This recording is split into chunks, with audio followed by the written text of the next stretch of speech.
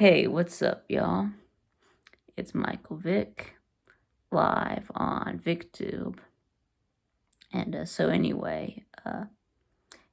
I did get a haircut yesterday. Uh,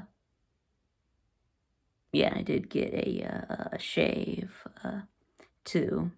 Yeah, and I got some new glasses.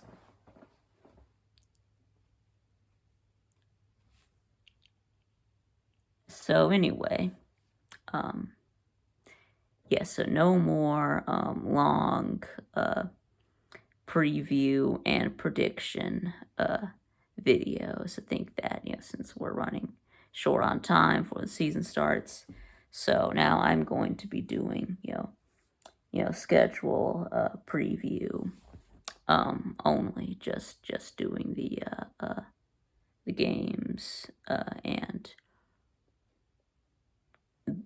the wins and losses and yeah, these are the games that they win, these are the games that they lose, and why. And uh, and, and yes, as well as, briefly talking about the team and, going over last year briefly before getting into their schedule this year, go game by game, pick a winner and a loser, and sort of, briefly kind of explain why. So now today we are going to wrap up the SEC East. Of course, I've already done Georgia, Florida, and Tennessee. So in this video, I will just be doing Kentucky, Missouri, South Carolina, and Vanderbilt. Yes, so we'll start with the Kentucky Wildcats. Now, of course, last year they were 5-6 in an all-conference schedule, plus a bowl game against NC State. Yeah, they won that, and they went 4-6 in the regular season. And yes, so they did go ahead and fire their offensive coordinator, Eddie Gran, and they brought in Liam Cohen from the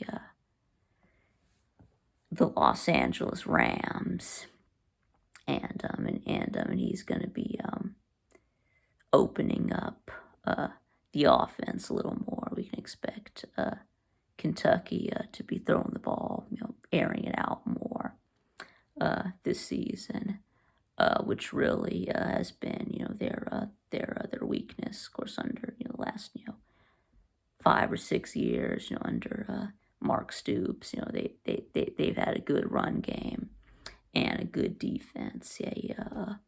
A passing game is what's really been lacking. So, of course, they did bring in, transfer wide receiver from Nebraska. He's actually Nebraska's leading receiver as Wandale Robinson. And of course, they also already have Josh Ali, also a good wide receiver, and they should also have, a good ground game led by Christopher Rodriguez and Kavasier Smoke.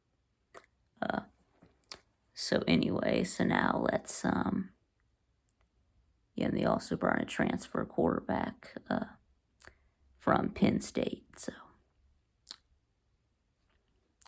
now let's start with their schedule. So let's start with week 1. They get ULM at Louisiana, Monroe. That's a win. Yeah, Kentucky should win this game by 40 or 50. Yeah, they're just really terrible. team. I think they were winless last year. So, and then next week you've got Missouri at home. Yep, and I have this as a win. Yeah, I think this will be a good game, but I do have Kentucky pulling off the win. Maybe a little bit of an upset. Next, they've got Chattanooga. Yep. UT Chattanooga. Yep, and this is a game that Kentucky should win by 40 or 50 points. Yeah, against an FCS opponent. It's now really getting into the meat of the SEC schedule here. So you start out, so you're week 4. You're at South Carolina, and then I have you losing to South Carolina on the road, and then come back home. Of course, they've got they host Florida. And of course, so I did give Florida the win here. I know Kentucky has only beat Florida like once in the last 30 years. I think they definitely have the historical edge. I think that lately it's been close, but Florida has usually found a way to win. But with the exception of 2018. But anyway, so I do think Florida wins. Well, you do have the talent advantage, so you can go with Florida. And then you're at you host LSU. Again, I think that you're just outmatched in this game. LSU just a way more talented team. And then at Georgia, same thing. I think this will be a massacre at Kroger Field.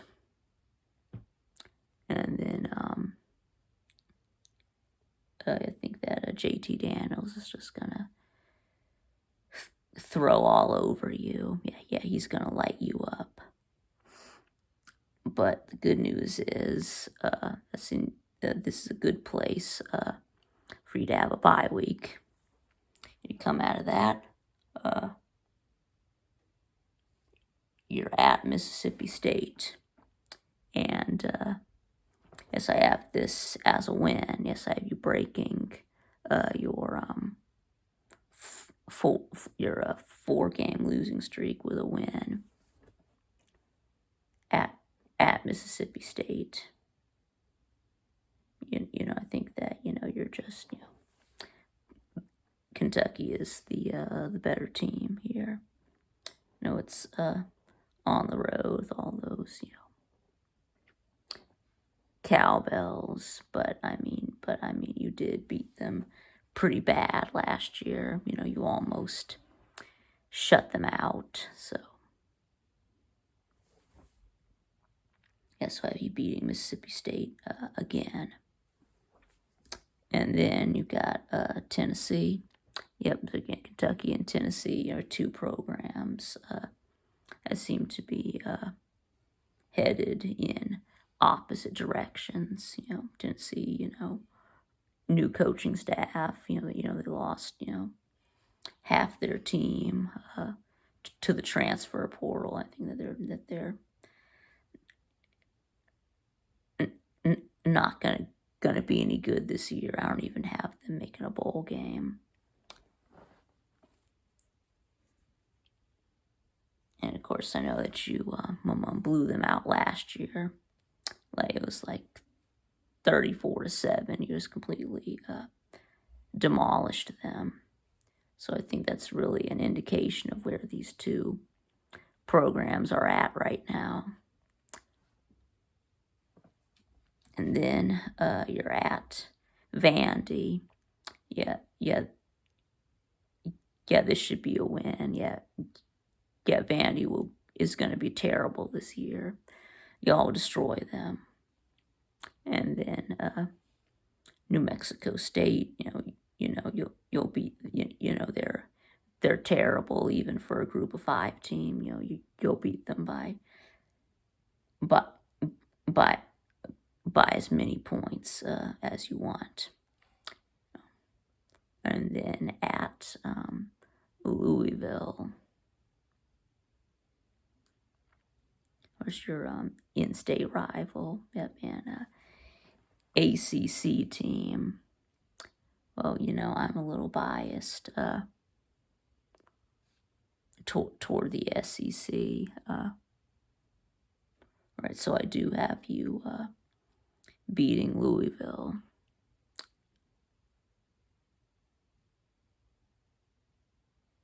So anyway, so that brings you out to a record of 8-4 and 4-4 in the SEC.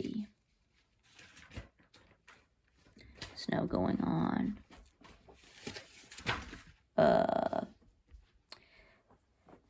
to the Missouri Tigers. Right.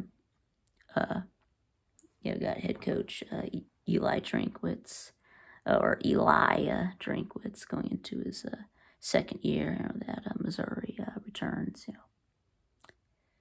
A lot of talent, a lot and experience. So, I do think that they'll. They return most of their offense. Lose some pieces on defense. But I think they'll be a good team this year.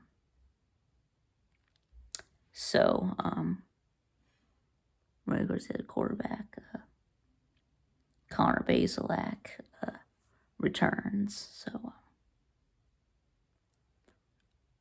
So anyway, so let's get into their schedule. So start with week 1. You play Central Michigan.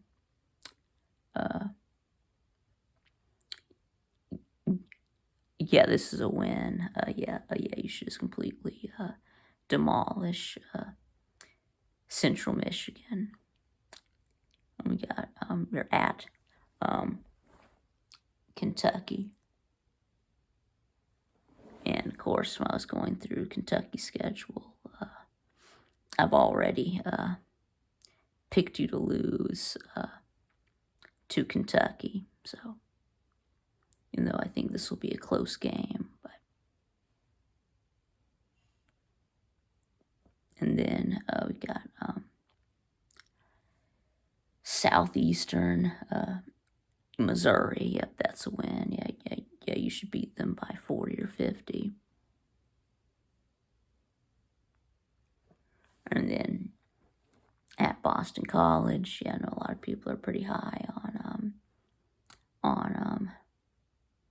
Boston College.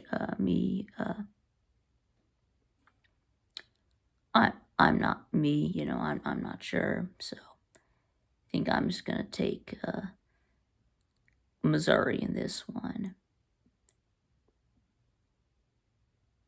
I know that I'm an SEC homer, so make of that what you will. But anyways, the next you play Tennessee at home. Yep, this is a revenge game from last year, and I think you get the win here. Next, you have North Texas, and again, Group 5 team. You should just, this should be a massacre. you win easily. And then next, your Texas A&M loss. Yeah, I do think Texas A&M is going to be really good this year.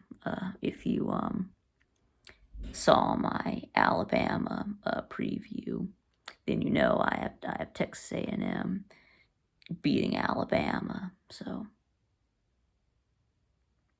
yes, I do have them beating Mizzou as well. And then that takes you into your bye week. You come out of that, and then you're at Vanderbilt. That's a win. I mean, you absolutely obliterated them last year. Vandy's going to be terrible again this year. I expect a similar result. And then you're at UGA. This is a loss. I think you're just outmatched. You just don't really have the talent to compete with UGA. But a lot of teams don't, so don't feel bad. And then South Carolina. That's a win. Yeah, of course, I don't think South Carolina is not going to be very good this year. I don't even have them making a bowl game. So, yeah, kind of gave you a little spoiler there. Maybe I shouldn't have said that, but. And then anyway, and then Florida. Yes, I do think that Mizzou is going to absolutely mollywop Florida. I think Florida is going to be really, demoralized after, losing the East. So this is where I think that Missouri passes Florida and ends up coming in second in the East. And then, let's see, at Arkansas, that Mizzou has dominated Arkansas since they joined the SEC. I think you only lost to Arkansas like twice. So I think that you're on a pretty big, pretty good win streak against them. I think you've won like, it won like 4 or 5 in a row. So yes, we do have you winning this game as well. And then,